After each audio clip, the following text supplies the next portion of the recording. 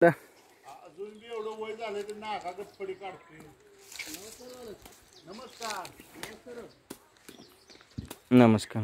असशील ना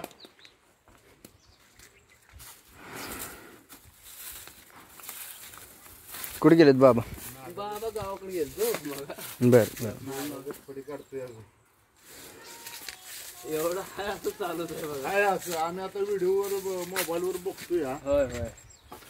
आता 4-5 वर्ष झाली पण हाय असं आता बघा साहेब, ह्याला 3 महिने 6 महिने बंद पडून 2 वेळा चालू झाला.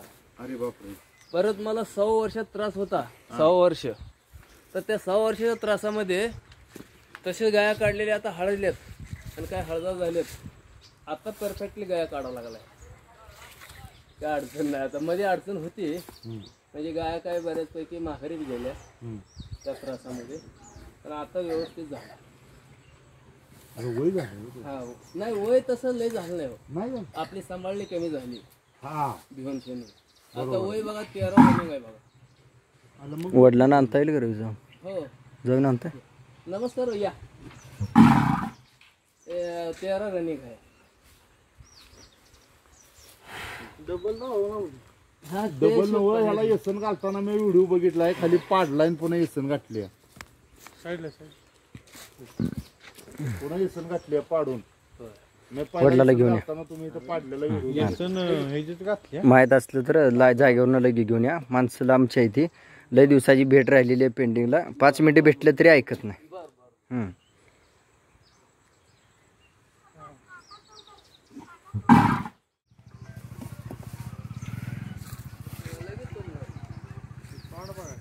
बापू काय जाहिरातीतनं समोर काय फरक? जाहिरात होतं आणि इथं समोर काय फरक? नाही जशी जाहिरात आहे तसं काम आहे. बर.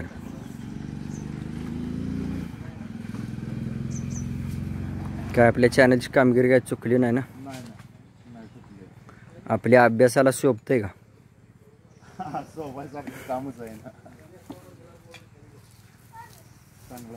हा लय दिवस झालं मला तुझं बैल बघायचं. तर मी म्हटलं तुमच्या वस्ती आहे का लांब आहे.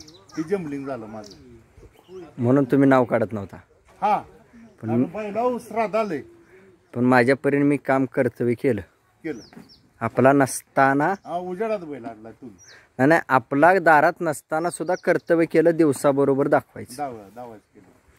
मग परत तुम्ही घरी जाऊन विचारलं असतं की जवळ होतं का लांब होता? लांब होता. बरोबर आहे. असतील ना गाई. थोडासा आता पहिल्यापेक्षा नरम पडलाय. कारण पहिली लोक येताना आम्ही मोबाईलवर बघायचो तुमच्या युट्यूबला.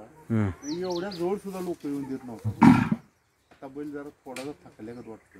काय म्हणलं त्याचं त्यांनी मान्य केलं की आमच्यामुळे थकलाय. नाही तर बैलापेक्षा एवढ्या जवळ कुठलं.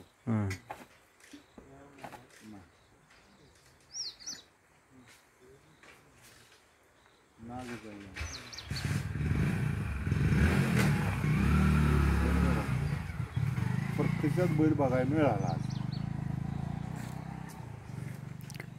बैलाची माहिती कधी लागली होती? कशी लागली होती तुम्हाला? बैलाची माहिती सहज चॅनल बघताना तुमच्या चॅनलवरनच माहिती सगळी बैलांची लागली. आणि आतापर्यंत जेवढी मी ओळख सगळी नाव म्हणजे हा राजा असेल किंवा तुमचा कुंभडवाडीचा टेलरचा असेल, ही तुमच्या चॅनलमुळे सगळी माहिती लागली. सगळ्या ओळख. आता आम्हाला यातला काही गण नव्हता. गाया सांभाळायच्या, वंशावळ कुठली आहे, आई कुठली आहे, बाप कुठला आहे, हे काहीच कळायचं नाही. व फक्त सिमेंट भरायचं आपलं झालं. कुठली तरी पाडी आणायची, सांभाळायची. नाद मस्त आहे, आवड आहे. असं होतं. बापू काय माझं चुकलं असेल तरी मला तोंडावर किंवा समोर सांगायचं की तुमची ह्या पद्धतीमध्ये चूक आहे आणि ह्या पद्धतीत तुम्ही थोडी सुधारणा करा. नाही तर चूक कशी म्हणायची, सुधारा कसं म्हणायचं? हा अभ्यास एवढा मोठा झाला की आम्हाला तुमच्यामुळे ज्ञान मिळालं. आता आम्हाला काय कळतं यातलं? कान कवळी कळते का, कांबळ कळते का, नागपुडी कळते आम्हाला का, डोळा बारका मोठा काय, काजळी, कोसा, खिलारी, गाजरी खिलार, ही कसं कळणार आम्हाला? तुमच्यामुळे माहिती सगळी मिळाली आम्हाला. बैलातली जनावरातली माहिती आहे की, पण एवढा अभ्यास कुठीतला नाही ना. वंशावळ कुठून आली, आई कुठली आहे, बाप कुठला आहे, हा महत्वाचा आहे. या गोष्टीकडे लक्ष द्यायला कोणी सांगितलं का बापू तुम्हाला? ह्या गोष्टी तुमचा चॅनल बघितल्यावर, राज मळग्याचा चॅनल बघितल्यावरच माहिती झाली की पारख कशी करायची असते, काय केली पाहिजे.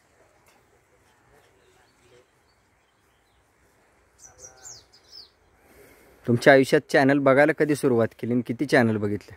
चॅनल भरपूर बघितलं, पण असा अभ्यास तुमच्यासारखा अभ्यास नाही कोणाला. बर बर. अभ्यास नाही, अभ्यासाची ठेवण जी आहे, बारकावा आहे, तो बारकावा सगळ्याला जमतो असा नाही. पाठी सारखी नसते. तुम्हाला तुमच्या वडिलाची पुण्य म्हणूनच ही मिळाले ज्ञान. त्याला गुरु चांगला लागतो. गुरुमुळे सगळं घडतं. आणि ती गुरु बी ठाम गुरु करणारी माणसं पाहिजे, ती जम्बलिंग करणारी नाही पाहिजे. माझं नशीब भाग्य की बुद्धी फुटली की जन्मदात्याला गुरु करून घ्यायची. हा, नाही तर मिळत नाही. काय बारकावा जो आहे तो बारकावा मिळत नाही. काय माझ्या वडिलाला कळते म्हणलं असं तर मी चाललंच नसतं ना. मग काय ज्ञान मिळतंय आपल्याला? आपल्याला काय मिळलं नसतं. तुम्हाला वाटतंय बापू, मी ह्या गोष्टीत आल्यानंतर मला त्या तीव्रतेनं एक पाठिंबा असेल किंवा पाठबळ असेल, भलं गावचा असो, जनतेचा असो, भलं घरातला असो, त्याचा अभ्यास झाला का आल्यावर? झाला अभ्यास. अभ्यास पूर्णपणे झाला. काय वाटलं? राजा आहे. पाठिंबा फुल आहे का कमी पडतोय असं वाटलं? नाही, पाठिंबा फुल आहे तुम्हाला. बर. बघा, पूर्णपणे घरच्यांचा याचा पाठिंबा आहे, इथल्या लोकांचं सहकार्य आहे, आमच्यासारख्याचं बी सहकार्य आहे. परमेश्वरानं तुम्हाला चांगलं उद्धट आयुष्य लाभो असं सहकार्य करा. नवीन नवीन व्हिडिओ आम्हाला दाखवत जावा. आमची बी प्रगती होते त्याच्यामुळे. काय केलं पाहिजे, काय नाही,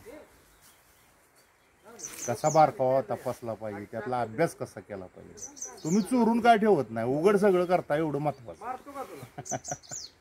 सरळ सरळ. बापू, त्या गोष्टीचा माझ्या वैयक्तिक आयुष्याला काय तोटा आहे असं वाटतंय का? बारीक अभ्यास केलाय का?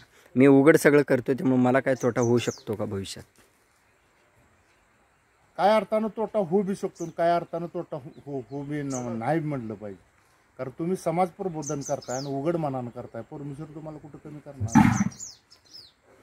असं आहे ना. कारण जे एवढा खोलातला अभ्यास कोण लोक देत नाही. गवंडी सुद्धा घराचं काम करताना कुठलं तरी हाताखालच्या माणसाला पूर्णपणे शिक्षण देत नाही. मिस्त्री सुद्धा देत नाही. एक हातचा ठेवतो. तुम्ही सगळंच सांगताय.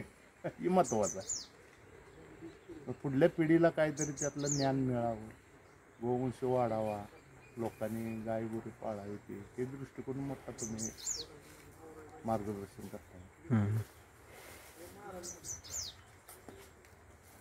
लई दिवसाचं माझं येणं राहिलं होतं. मला प्रत्यक्षात बघायला मिळालं. एकामेकाच्या प्रेमापोटी किंवा ओळखीनं. एवढ्याला आम्ही कशा लिहितो, 150-200 किलो. चांगला आहे, छान आहे. गायच्या बाबतीत चांगलं.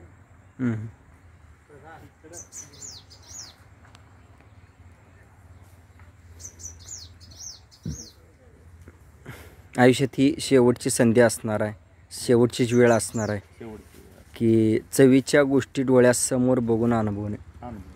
बरोबर. त्याचा केस ना केस, अवयव ना अवयव. बैल मारकालय.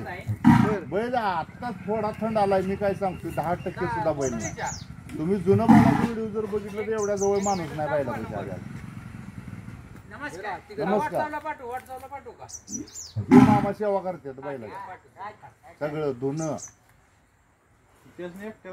नाही मार